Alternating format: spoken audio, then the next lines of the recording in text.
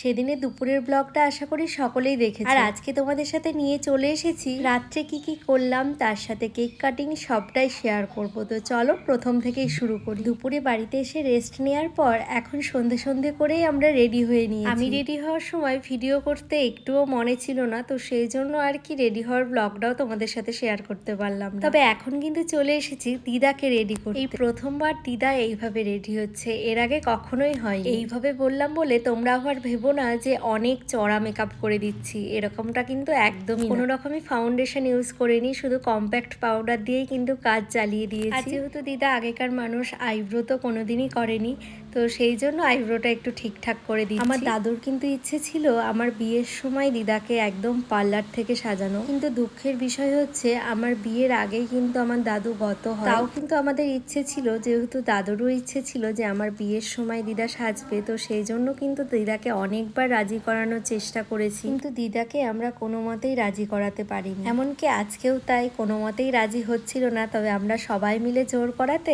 আর না করতে পারি। যাই হোক, সবশেষে লিপ বাম দেওয়া কমপ্লিট হয়ে গেছে, এখন কিন্তু দিদা পুরোপুরি রেডি। যদিও দিদা এমনিতেই সুন্দরী, তবে আজকে এরকম সাজিয়ে দেওয়ার পর কেমন লাগছে অবশ্যই কিন্তু তোমরা জানিও। তো বাকিরাও রেডি হয়ে গেলে আমরা সবাই মিলে এখন চলে এসেছি লজে। দুপুরে যখন এসেছিলাম এই গেটটা কিন্তু সাজানো হয়েছিল না, রাত্রে এসেই দেখলাম সাজানো কমপ্লিট হয়ে গেছে, আর ডেকোরেশনটা কিন্তু ভীষণ সুন্দর হয়েছে। তোমাদেরও কেমন লাগলো অবশ্যই কিন্তু কমেন্ট করে জানিও। উপরে এসেই সবার সাথে দেখা করার পর আমরা এখন পকোড়া স্টলে চলে এসেছি। আর কোনো অনুষ্ঠান বাড়িতে পকোড়ার কাছে তো লাইন থাকবে, এটা স্বাভাবিক। তো আমরাও লাইনে দাঁড়িয়ে এখন পকোড়া পেয়ে গেছি, আর এটা ছিল পনির পকোড়া। যদিও এটা আমি ফার্স্ট টাইমই খেলাম। আমরা যাওয়ার পরপরেই আমার 3 ভাই, বাবা, ছোট মামি, ছোট মামা সবাই কিন্তু চলে এসেছে। এবারে ভাইরা আগে থেকেই আসতে পারেনি, কারণ ভাইদের পরীক্ষা চলছিল, সেই জন্যই রাত্রে সবাই গাড়িতেই এসেছে। আমরা যখন পৌঁছই তখন বাজে ওই রাত 8টা মতো। ইচ্ছে ছিল 7:30টার মধ্যেই পৌঁছে যাব, তবে বাঙালির টাইম একটু তো লেট হবেই, তোমরা সবাই জানো। আর যেহেতু বার্থডে পার্টি ছিল, তো সেই জন্যই কিন্তু ওই টাইমটাই বেশ ভালোই ভিড় হয়ে গেছিল।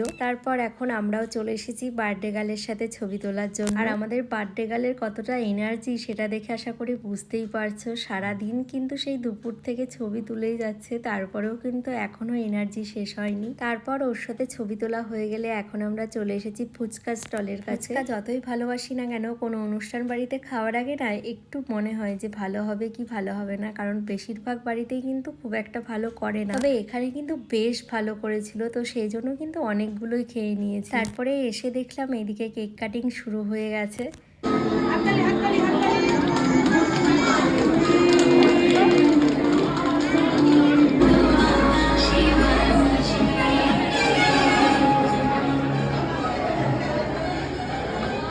কেক কাটিং এর সমস্ত পার্ট কমপ্লিট হয়ে গেলে এখন আমরা সবাই মিলে চলে এসেছি ছবি তুলতে। তারপর সবার সাথে ছবি তোলা হয়ে গেলে এখন বরের সাথে কয়েকটা ডুয়েট ছবি তুলে নিলাম। তারপর এইদিকে এসে দেখলাম মা, দিদা, দিদার মা, বড় মামি সবাই এক জায়গায়, তো সবার আর কি ছবি তুলে দিলাম। তারপরে এখন চলে এসেছি খাওয়া দাওয়া করতে। সব জায়গায় মোটামুটি তোমাদের সাথে মেনু কার্ড শেয়ার করে দিই, তো এখানে এসেও শেয়ার করে দিলাম। আর আজকে না বেশ গরম পড়ছিল, তারপরে লজে এক জায়গায় যখন এতগুলো মানুষ ছিল সেই জন্য কিন্তু আরো বেশি গরম লাগছে, তো সেই জন্যই খুব একটা ভিডিও ক্লিপ শেয়ার করতে পারলাম না। তো চলো আজকে ব্লগটা এই পর্যন্ত, সবার কেমন লাগলো অবশ্যই কিন্তু জানিও। তো চলো আজকের মতো টাটা।